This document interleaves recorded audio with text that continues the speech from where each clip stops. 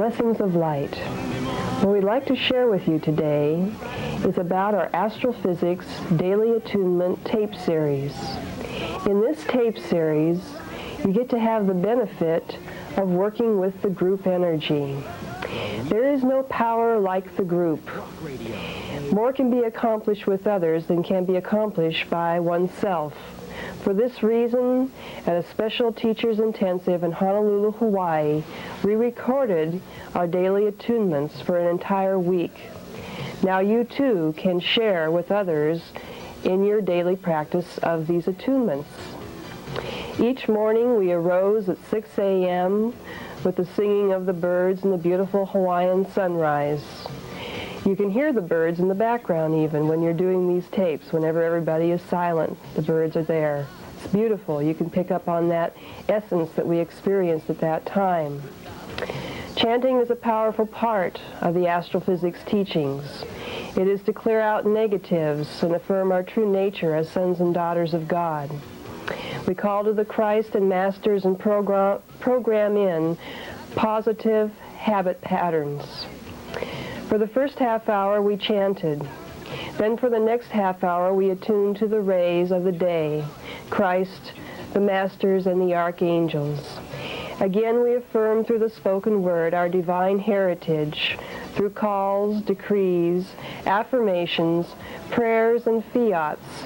And then to complete the perfect circle, we went into our Rainbow Bridge meditation. Let us be your guest every morning. These daily attunements will change your life. To go along with these daily attunements, you'll want to have an Astrophysics Handbook and or an A, B, C, D, and E book of astrophysics. God bless you and blessings of light. The way of spiritual guides. When you're up in this area of consciousness, you're coming to this area of being the divine director of your creativeness, of your knowledge, of your thoughts, of your actions, of your feelings. When you become the divine director of all the 5 lower kingdoms, when you are master of these masters. You know, when I was telling my students, I'm now at the Master of Masters level. At one point when I was reached superconscious awareness and I was demonstrating superconscious awareness, they thought I was mastering somebody else. Master of Masters is to master this body because it is a master.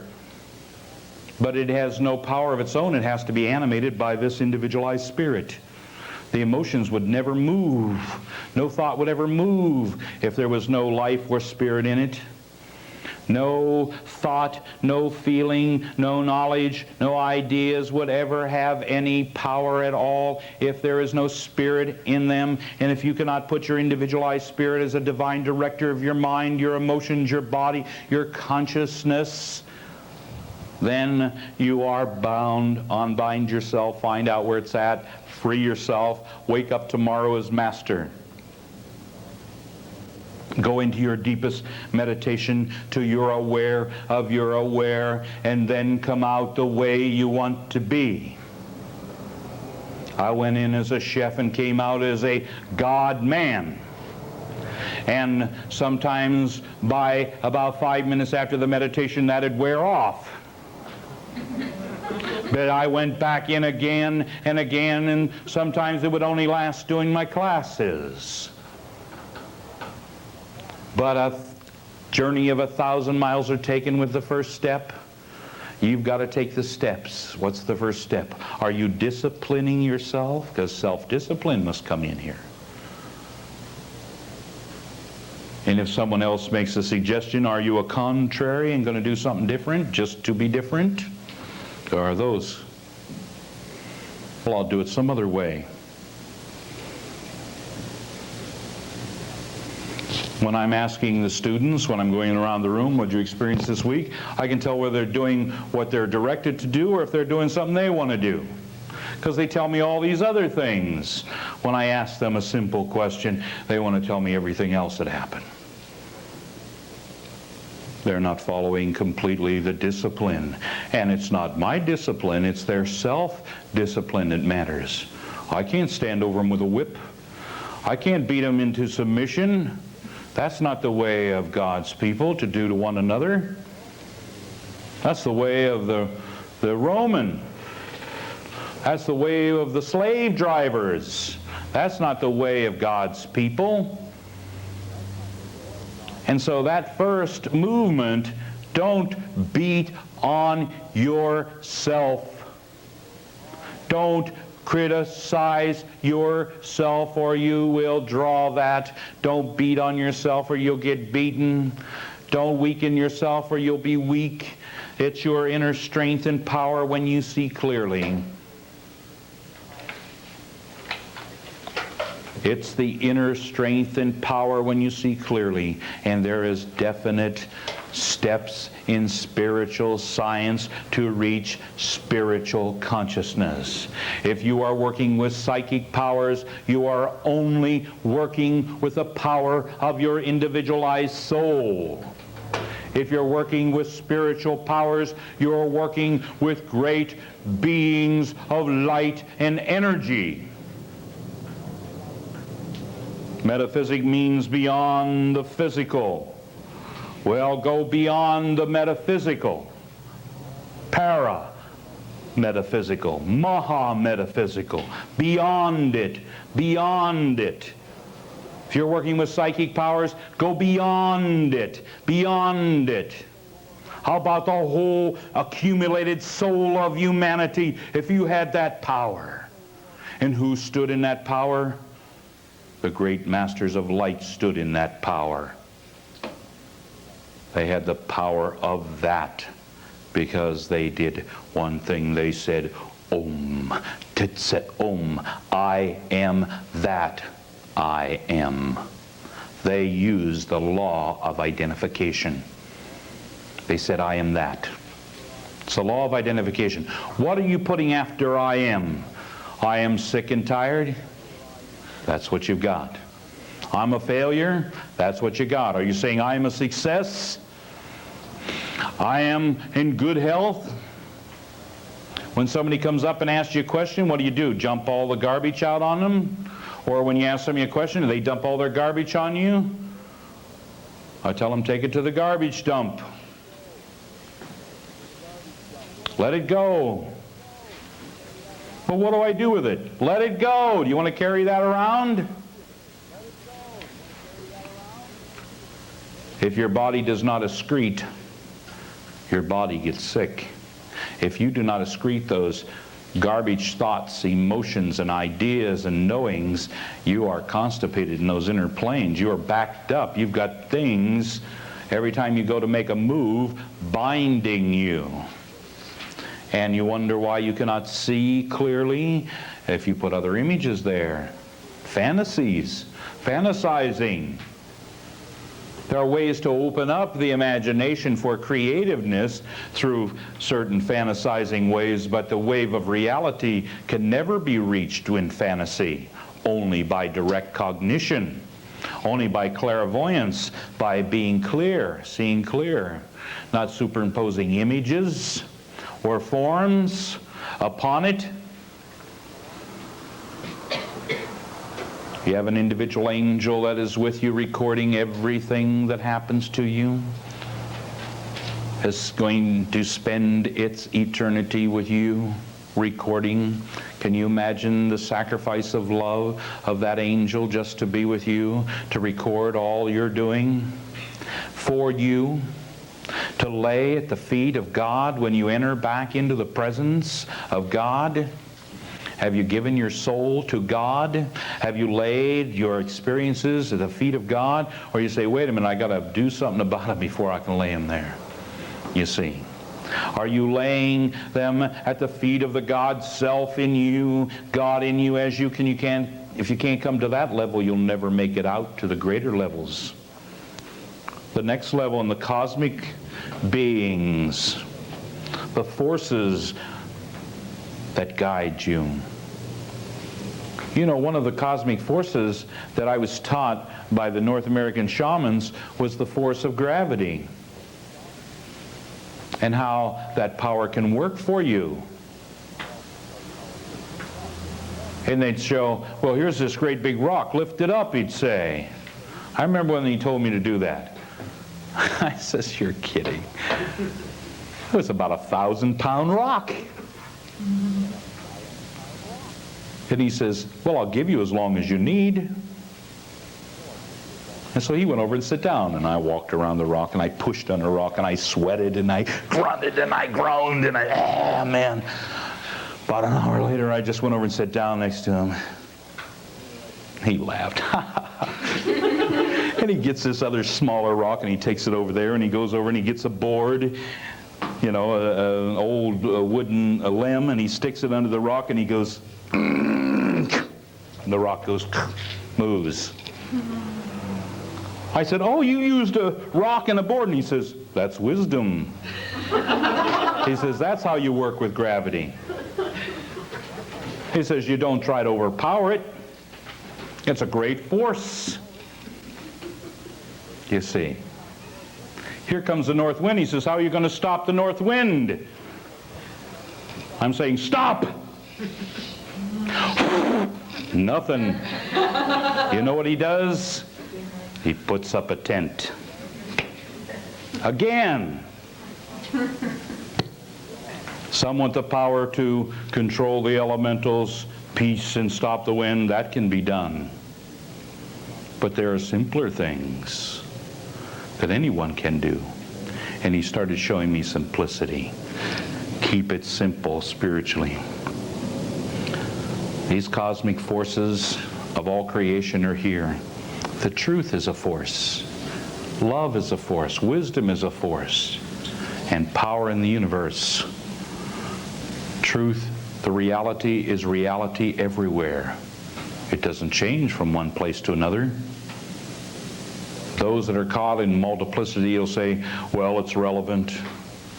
But reality is reality. It's basically the same every level of consciousness. As you get deeper and deeper, now as you get into the center of the crown level, you start getting into universal pools of universal mind strata and beingness, omnipresent, omnipotent, omniscience, omnibeing consciousness. You are no longer bound. You are the master self. Master of all levels of mind and consciousness, one with the masters of light, the golden masters of light, the archangels of light, the Iliums, the powers of consciousness, the powers. Who are your allies in this world? You have allies or foes depending on how you identify them. To the wise man, everything is. Wealth is enough when you need it. It's simple. It's not storing things up. It's having it at the moment you need it. The wise men always knew this. Why did Christ and all the masters say, when you go into the world, don't care about taking extra clothes, don't take all these extra things with you, just go on in the world? Wow. If you tell somebody, okay, tomorrow we're leaving, they'd be at their house packing up furniture, packing up clothes, boy, they would have such a burden. We would have to wait because they couldn't move very fast. Or maybe they got a big truck. You see. They drive to the edge of the ocean. What are they going to do? It's like the man, he started for his spiritual enlightenment. And he's going along the road. And he noticed this big hill. And he says, to get down this hill, I'll just make a wagon. So he built himself a wagon and he rode down the hill. Well, he was going across the plain there, and he says, well, gee, I may find another hill, so I better take my wagon with me. And so then he got to a stream, and he says, gee, I might find another hill, but I need this wagon, so he built a boat big enough to take him and the wagon. And he got to the other side, and he came to this big, tall hill. And here came these men. Hey, I'd like to have a boat like that. So he started building boats. And one day this young man came along and he says, to the man. He starts talking to him, and the man says, I'm on the spiritual path. And he says, well, where are you going? He says, I'm going to the city of spiritual light. He says, well, what are you doing here? And he says, I'm building boats. Have you stopped along the way to build boats? To build wagons? Or are you free? Can you move? What is binding you? What is binding you in these levels as you're going to your spiritual self? What are you holding on to? Oh, well, I might need that feeling when I might need that knowledge when I get there. Well, when you got here, you had nothing. You were naked. You couldn't even take care of yourself. You had to have another being wash you and feed you and clean you. When you got here, you have to surrender that way into the kingdom, because you cannot take anything you've got here, including this body, these emotions, this mind. You cannot take it. You can only take yourself. How sad it was when that rich man said, Jesus, let me come with you. And he says, sell all your things and give them to the poor. The man dropped his head and walked away. He couldn't give it up. When you're going in, can't you give up that body for a moment, those emotions for a moment, that mind for a moment? Don't you trust God to protect you? Oh, I used to have a fear, something's going to get in and thrash my body around while I'm out. I used to make sure the door was locked. Then I found out spirits are not bound by matter. So then I said, I'll make some spirit vortexes. This one will go 18,000 miles per second. This one will go 18 miles an hour. And if they get caught between, they'll get ripped to pieces. Anybody tries to get in here. And I sit there all alone. I blocked every way. Nothing could get in that room. I knew how to make vortexes, and they worked. And nothing got in. And I didn't get out for 10 days.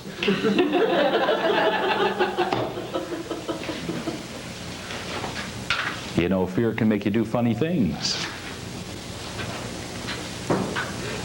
So I did it. And then one day I was sitting there. I was sobbing. How come I'm all alone? Well, I found out God wasn't stopped by any vortexes. And he says, well, you created the vortexes. I did it. I did it. But if I let him go, is all life going to come in? The whole world will come in if I let that. Oh my God. Okay. I start disassembling vortexes. Guess what? I didn't feel alone anymore. I didn't put any more shields around to knock everything else out. Nobody even came. I was even burning patchouli candles. Say patchouli candles for serenity, for when you don't want anything else around. So I was even burning that scent, so because all the scents had a different vibration, caused different things, you see. Patchouli, if you didn't want someone to come around, put a little bit on their doorknob, they touch it, they go away. You see. Well, I had it burning in my room. Nobody came around. Didn't even get a knock on, no mail. Nobody even mailed me anything. That's the truth. There I was. It was really something. The power worked. When you transcend the body, when you reach that energy field just outside of the body, that light outside the Christos or Christ light, you reach the omnipresent white light power. This is the sustaining power. This sustains all things. This purifies all things, this power of light. When you're in it, it's really an uplifting, vibrational grace and power. We were all spinning that light last night. We just kept white fire, crystallite, white fire, crystallite, white fire, crystal light. Everybody in the room got lifted. How many was at the chanting last night? Okay. How many got lifted?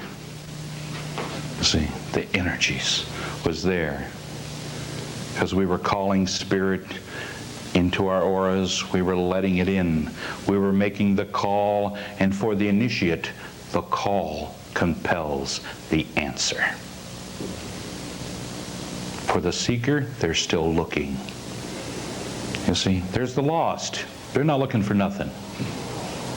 They're lost. They don't even know what to look for. They're lost. Then you got the seeker. They're looking. They look here and they look there, and they find something. Then they become disciples. Disciples are those that practice discipline. The discipline of whatever they are seeking. There's medical disciples, there's law disciples, there's spiritual disciples, there's all kinds of disciples. There's even demonic disciples, you see. You have the choice, darkness or light, every moment. So you start practicing that discipline. Practicing no discipline is a discipline, you see.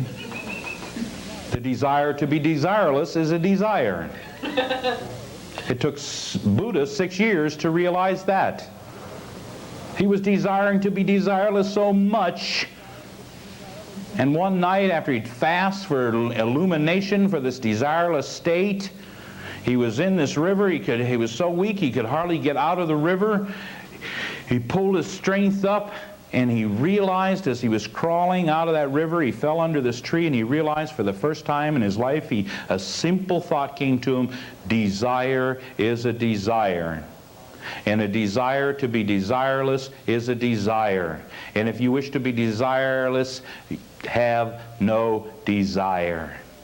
And he laid there all night long for the first time in his life, seeking in the Himalayas, in the forest, every wise man he could to find out how to reach this supreme state of bliss. And he found it in self-realization, because you will not find it from men in the forest. You will not find it in ashrams. You will not find it right here. You will only find it in you, as you, when you take and assimilate and demonstrate it, when you have self-realization, when you realize it yourself.